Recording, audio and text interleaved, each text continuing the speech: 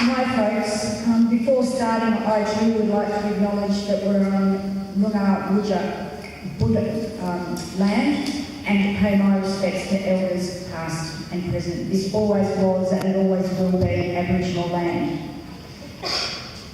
One of the dying throes of the fossil fuel industry is to try to frack the hell out of our countryside. That is what they want to do to our countryside. Exactly, no way. No fracking way. I love 2 word slogans, really.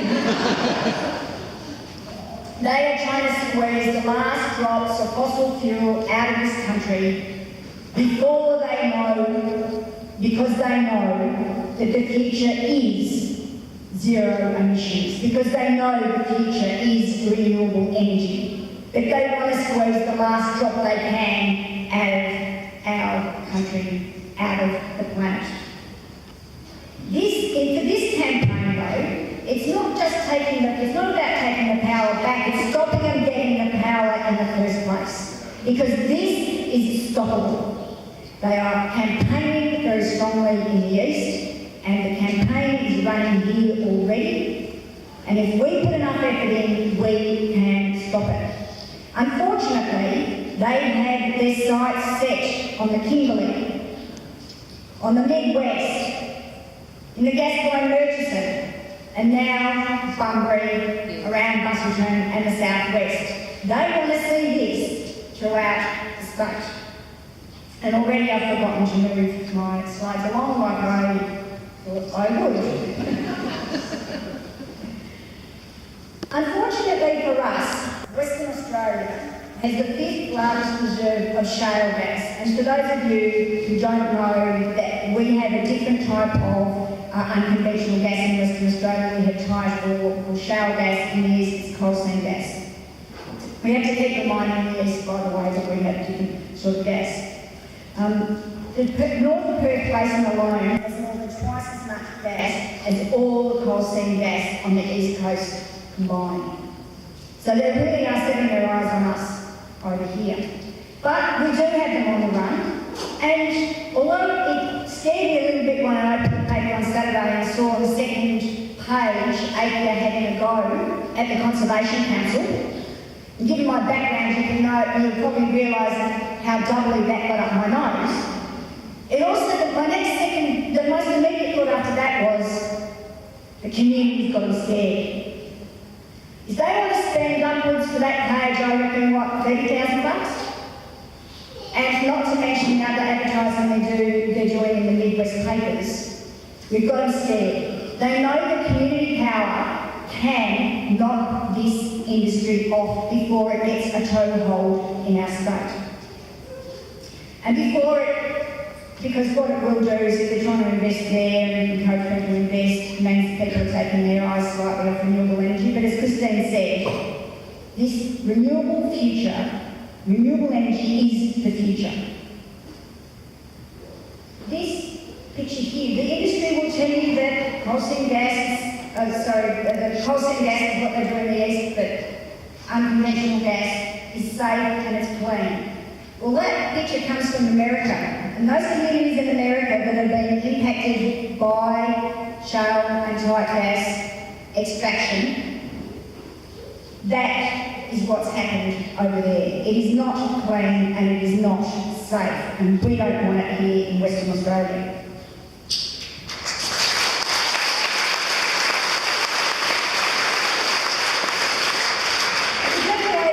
We know it makes nonsensical decisions. We know that they're trying all they can to close their eyes and ignore a renewable energy, zero emission future. But in that unbelievably stupid mode, they are offering incentives to the unconventional gas industry of over $100 million and offering them royalty reductions.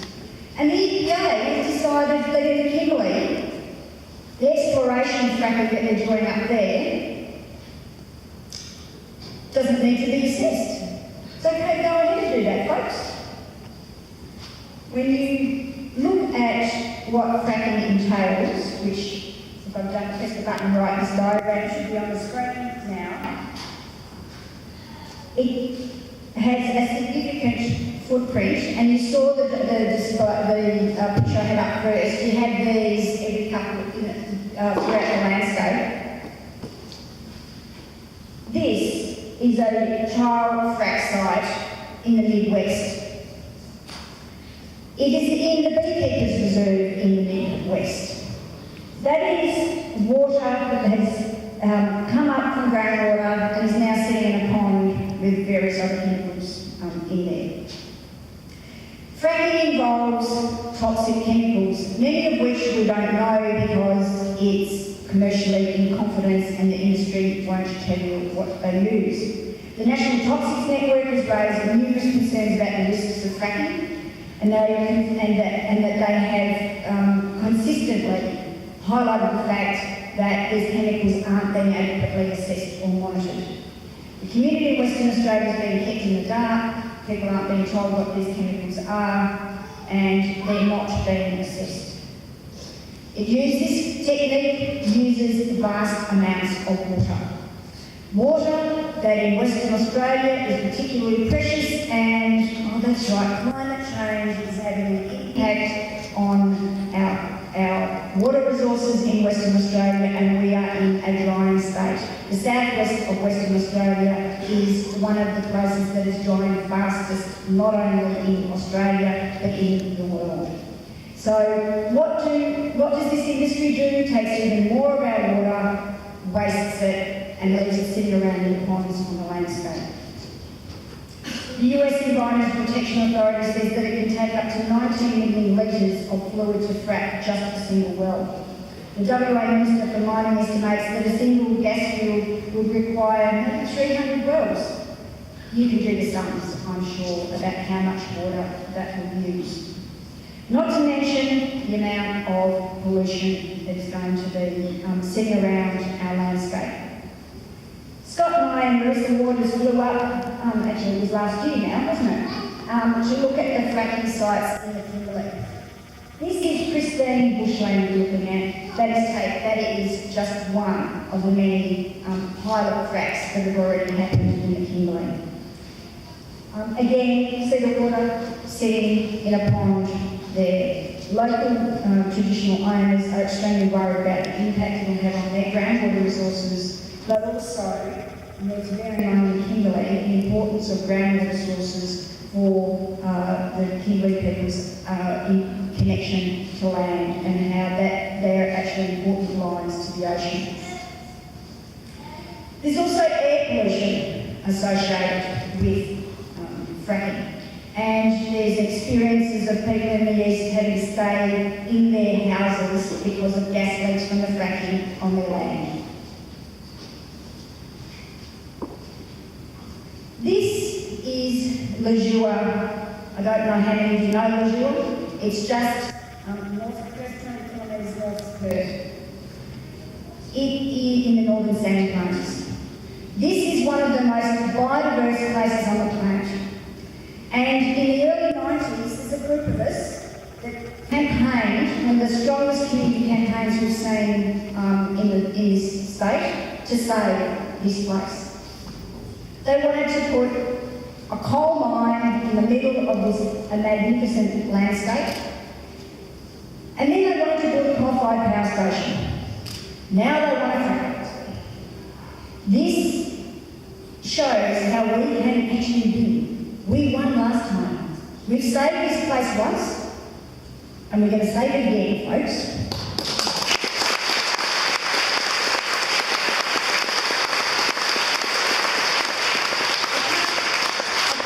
How sick I am of having to keep going back time and time again to save places. This will be the last time we have to save this.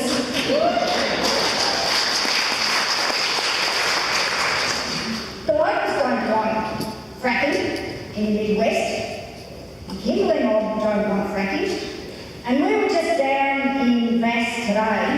I can tell you what, certainly the people we spoke to don't want fracking around Bunbury and Busselton.